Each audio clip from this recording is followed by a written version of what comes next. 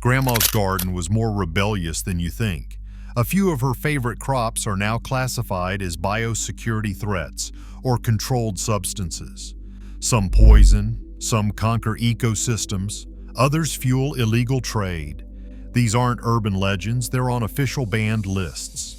Let's explore the 15 crops that turned from backyard treasures into government targets. Once a familiar sight in home gardens with its delicate petals and round seed pods, the opium poppy is not just a pretty flower. Beneath those pastel blooms lies the raw material for powerful opioids like morphine and codeine. In the U.S., the cultivation of opium poppy plants for their narcotic-bearing pods is tightly controlled, essentially illegal for the home gardener. Federal law classifies poppy plants, poppy straw, and opiates derived from them as Schedule II under the Controlled Substances Act. Historically, the Opium Poppy Control Act of 1942 forbade cultivation except under license. And while some seeds may still be legally sold for baking, the plant behind them remains near taboo. If Grandma's backyard had one, today you'd be walking on thin legal soil.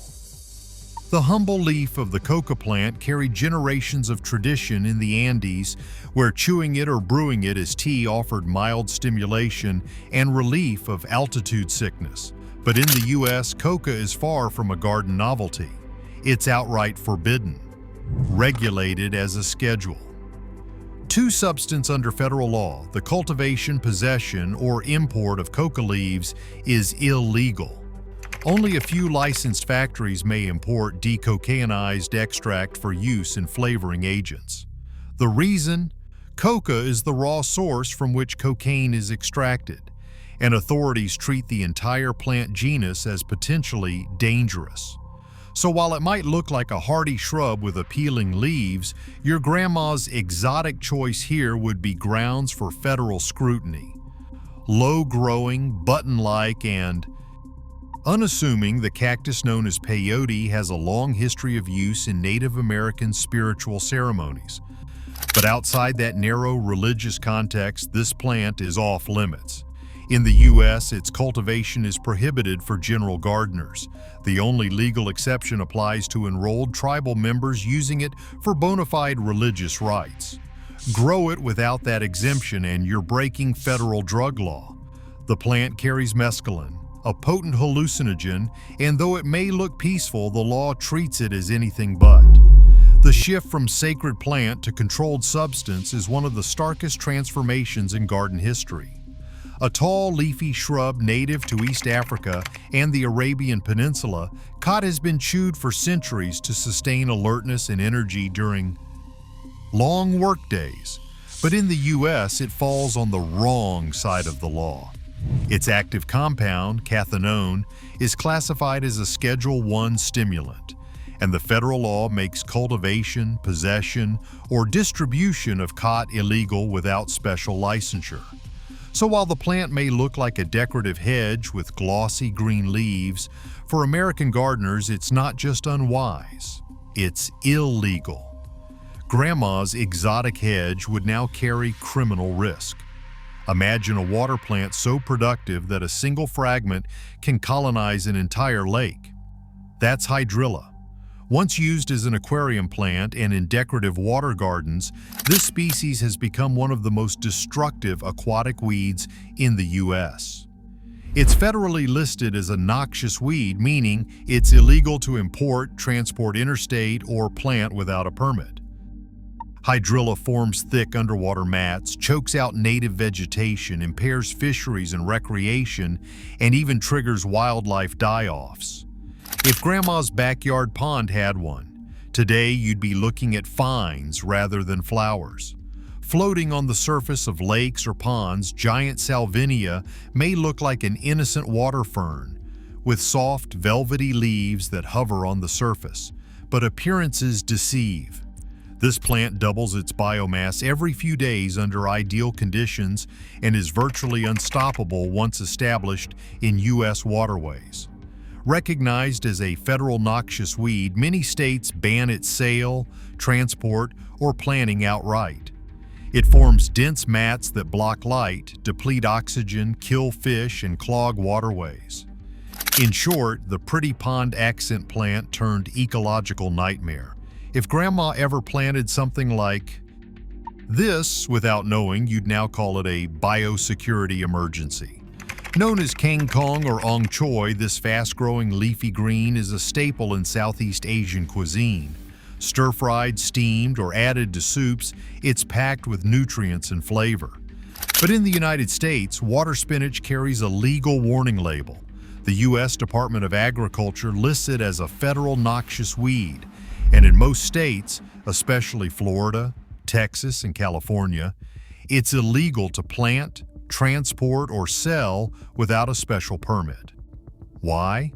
Because it's an aquatic escape artist. A single cutting can start a new colony, clogging waterways and irrigation systems while choking native species. In the right conditions, it can double in size in just a few days. The same traits that make it a perfect survival food can make it an ecological threat. Grandma's tasty stir-fry green is now a federal offense.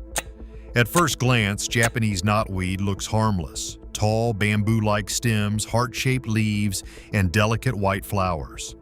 In Japan, its young shoots are even eaten as a spring delicacy. But in America, this plant is the stuff of homeowner nightmares. Its underground rhizomes stretch 60 feet wide and burrow through asphalt, concrete, and even building foundations. The U.S. Forest Service classifies it as a major invasive species, and many states prohibit its sale or intentional planting. Once established, it's almost impossible to eradicate. Even a fingernail-sized root fragment can start a new infestation. It's also a legal liability. In some areas, property owners have been sued for letting it spread. What Grandma might have admired for its resilience is now a botanical wrecking ball, banned for good reason. It's majestic, it's enormous, and it's one of the most dangerous plants you could ever touch. Giant hogweed can reach 15 feet tall, with flower clusters as wide as an umbrella. Originally brought from Eurasia as an ornamental curiosity, it soon earned infamy for its toxic sap. When that sap contacts skin and reacts with sunlight, it causes severe burns, blisters, and permanent scars. Some children who've brushed against it needed hospital treatment for what looked like chemical burns. Federal law lists it as a noxious weed, and states like New York, Washington, and Ohio have declared eradication a public safety priority. It's a plant so perilous that just trimming it requires hazmat-level precautions. Grandma might have planted it for its beauty, but this one turned out to be a monster. With tall spikes of vivid magenta flowers, purple leucostrife was once the jewel of Victorian water gardens. Beekeepers adored it for its nectar, and gardeners loved its hardy nature. But that resilience became ruinous. Each plant produces up to 2 million seeds a year, spreading quickly through wetlands and riverbanks. It forms thick stands that push out cattails, sedges, and native aquatic plants, erasing habitat for birds, fish, and amphibians. By the 1990s, it had transformed thousands of acres of U.S. wetlands into monocultures. Today, it is illegal to sell or plant in most northern states, including Minnesota and Wisconsin. What once symbolized elegance and abundance now represents one of America's most expensive ecological mistakes. Few aquatic plants rival the beauty of water hyacinth. Lavender blooms, glossy leaves, and floating rosettes that look almost sculpted. But beneath that charm lies one of the fastest spreading plants on Earth. Under warm conditions, water hyacinth can double its population in 2 weeks, forming mats so dense they block sunlight, suffocate fish, and halt boat traffic. It has crippled entire river systems from Florida to California. Many states ban its sale, possession, or transport. Some even impose fines for owning it. The U.S. Fish and Wildlife Service warns it can cost millions to control each year. Once prized as a pond decoration, it's now treated as a biohazard for waterways. Grandma's floating flower became a nationwide headache. Graceful, feathery, and often sold for aquariums. Egeria densa, sometimes called Brazilian elodea, seems harmless, but when released into natural ponds or lakes, it becomes an underwater invader. Growing up to half an inch per day, it blankets entire water bodies, blocking sunlight and starving fish of oxygen. Its fragments travel easily on boat propellers or fishing gear, creating new infestations miles away.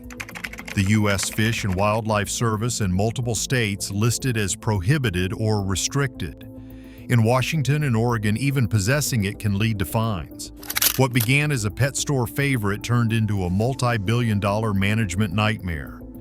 Grandma's oxygen plant from the fish tank now ranks among the most banned aquatics in the country. Centuries ago, Native Americans harvested the starchy nuts of tropinatans as an important food source, boiling or roasting them for winter survival. But in modern America, this aquatic plant has overstayed its welcome. Each season, its spiny fruits drop into lakes and rivers, creating underwater carpets that are impossible to navigate. The floating mats block sunlight, deplete oxygen, and kill fish. The sharp nuts can even puncture bare feet and boat tires. Many states, including New York, Massachusetts, and Virginia, ban its cultivation or sale, and federal law restricts its interstate transport. What Grandma might have seen as a quaint wild edible is now an invasive menace that costs millions to remove every summer. Once praised as the miracle vine that could stop soil erosion and feed livestock, kudzu now symbolizes ecological regret. Introduced from Japan and China in the late 1800s, it was promoted by the U.S. government during the 1930s Dust Bowl. But this vine grows up to a foot per day, blanketing trees, power lines, and buildings. It smothers forest and farmlands alike, costing southern states billions in damage and control efforts. Today, many states list it as a noxious weed or ban it outright. Grandma might remember it as patriotic conservation. Modern ecologists call it the vine that ate the South. Early settlers brought garlic mustard for cooking and medicine. It was one of the first green vegetables of spring. The leaves taste like mild garlic and were used in salads, soups, and as herbal remedies. But this old world herb hides a ruthless survival strategy. It releases chemicals into the soil that suppress other plants, a process called allelopathy. It quickly forms dense carpets in forests. Farmlands alike, costing southern states billions in damage and control efforts. Today, many states list it as a noxious weed or ban it outright. Grandma might remember it as patriotic conservation. Modern ecologists call it the vine that ate the South. Early settlers brought garlic mustard for cooking and medicine. It was one of the first green vegetables of spring. The leaves taste like mild garlic and were used in salads, soups, and as herbal remedies. But this old world herb hides a ruthless survival strategy. It releases chemicals into the soil that suppress other plants, a process called allelopathy. It quickly forms dense carpets in forests, smothering wildflowers and destroying habitats for pollinators. The Minnesota Department of Agriculture and numerous states now classify it as a restricted or prohibited species. Once a forager's delight, garlic mustard has become a villain in America's woodlands, a simple kitchen herb turned ecological saboteur. These bans aren't about nostalgia, they're about safety, biosecurity, and protecting the places we love. If you want a part 2 where we pinpoint what's banned in your state and the best legal lookalike alternatives, drop your state in the comments. Subscribe for the full deep dive episode, plus the grandma-approved heirlooms you can plant this season.